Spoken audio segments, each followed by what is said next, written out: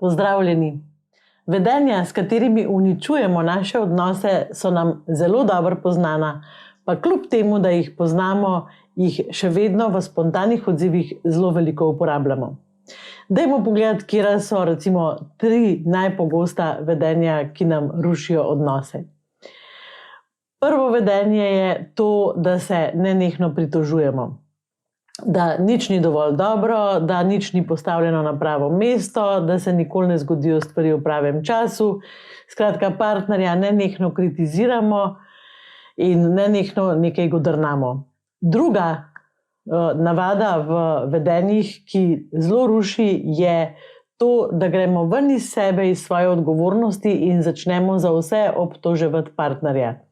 Ti si kriv, da sem jaz nesrečna, ti si kriv, da se to ni zgodilo, če bi ti drugače, bi bilo to tako, ko se boš ti spremenil, potem se bom pa tudi jaz, ne vem, zakaj moram zmeri jaz prva, da je ti enkrat prvi, ker ti si tisti, ki imaš ne vem kaj, preteklost tako in skratka, zelo veliko enih ti in partner dobi občutek, da je z njim vse narobe, mi smo pa seveda ok. Tretje vedenje, ki ga uporabljamo in je zelo rušilno in velikokrat vodi v konec nekega partnerskega odnosa, in to je odtujitev. To pomeni, da si rečemo, le meni se ne da več, najdemo si stvari, ki nas veselijo in so izven odnosa, prijatelje, prijateljice, šport, druge dejavnosti, službo, delo, otroke. Skratka, rečemo si, brez veze je, da se trudim in pač mislimo, da bomo tako nekako preživeli življenje z našim partnerjem. Ta vedenja so povezana z vzorci in s prepričanji, ki smo jih prinesli v odnos iz naše primarne družine in seveda povezana so z našimi potrebami. Kar je najbolj zanimivo je, da kljub temu, da vidimo, da pač rezultate teh vedenj, da rušimo, mi še kar verjamemo, da bomo s temi vedenji dosegli, da nas bo partner slišal, da nas bo upošteval, da se bo nekaj zgodilo. Ampak glejte, ne bo se. Moramo ta vedenja spremeniti in kar je dobra novica je, lahko jih spremenimo. Lahko se naučimo povezovalnih vedenj, lahko se naučimo razumeti sebe, zakaj tako odreagiramo, lahko spoznamo naše potrebe, kaj so naše potrebe, kaj so moje potrebe v odnosu in potem kaj so partnerjeve potrebe v odnosu. Ko jaz dobim občutek varnosti, da stopam v partnerjev svet in pogledam njegove ranljive točke, to je nekaj najlepšega, kar se nam v odnosu lahko zgodi. In jaz mislim, da bi si to vsak na tem svetu mogel privoščiti. Tako da, hvala, ker me poslušate in hvala, ker se skupaj z mano in z nama, z Albertom, učite. Kako se še lahko učimo? Učenje pomeni, da spoznavamo sebe, da spoznavamo svoje vzorce, da spoznavamo to, kaj je zelo globoko znotraj nas naša potreba. Lejte, nehajte sanjariti o tem, da nekje obstaja nekdo, ki bo mislil enako kot vi, ki bo čutil enako kot vi, ki vas bo razumel brez besed. Takega partnerja vi že imate, doma ga imate, poglejte ga. To je bil vaš partner, ko ste bili zaljubljeni v njega. Takrat ste rekli, kakšno imam jaz srečo, spoznala sem ga, točno tak je, isto miselva, isto čutva, diši mi, noro. To je človek za celo življenje. In kaj se potem zgodi v odnosu? Dovolimo, da vsakodnevna rutina in vsakodnevne skrbi grejo čez vso to navezanost, čez ta občutek, da si pripadamo in tako, kot že vsi predniki pred nami, verjamemo, da bo odnos preživel sam od sebe. Lejte, seveda bo preživel sam od sebe, ampak ne tako, kot si mi želimo, ne tako, kot mi potrebujemo. Preživel bo tako, kot bo sam od sebe preživel. Noben odnos ne zmore tega. Zakaj ne? Zaradi tega, ker je odnos kot živo bitje. Odnos je sestavljen iz dveh oseb.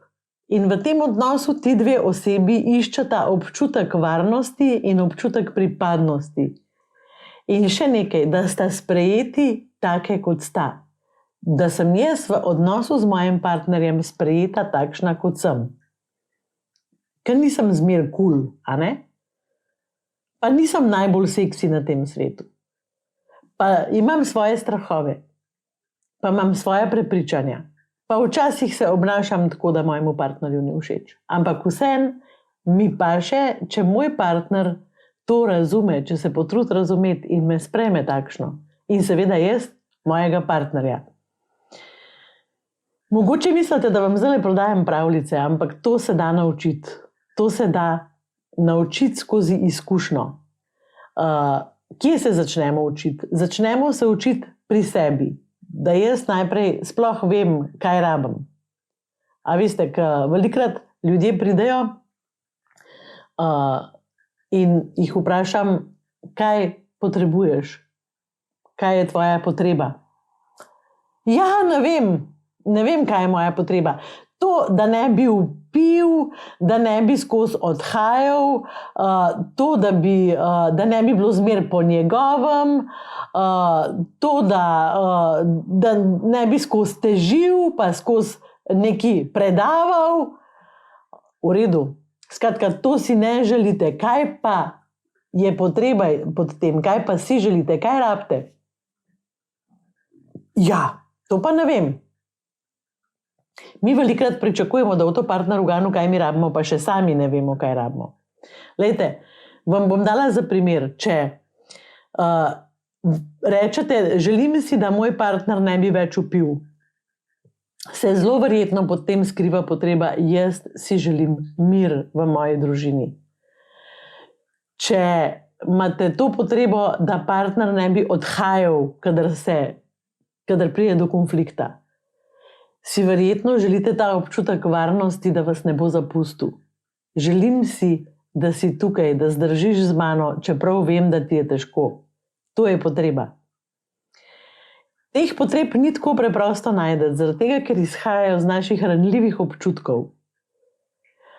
Tako da je treba to raziskovati, imeti posebne načine, kako do tja pridemo, in tega se da naučiti. Tako da jaz vas vabim, da pridete na to učenje na delavnico Poveži se z menoj.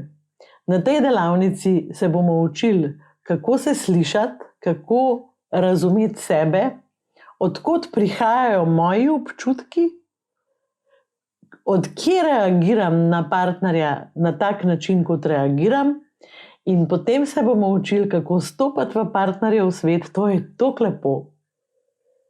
Doživeti njegovo zgodbo, sprejeti njegovo resnico, začutiti njegove občutke, razviti do teh občutkov empatijo.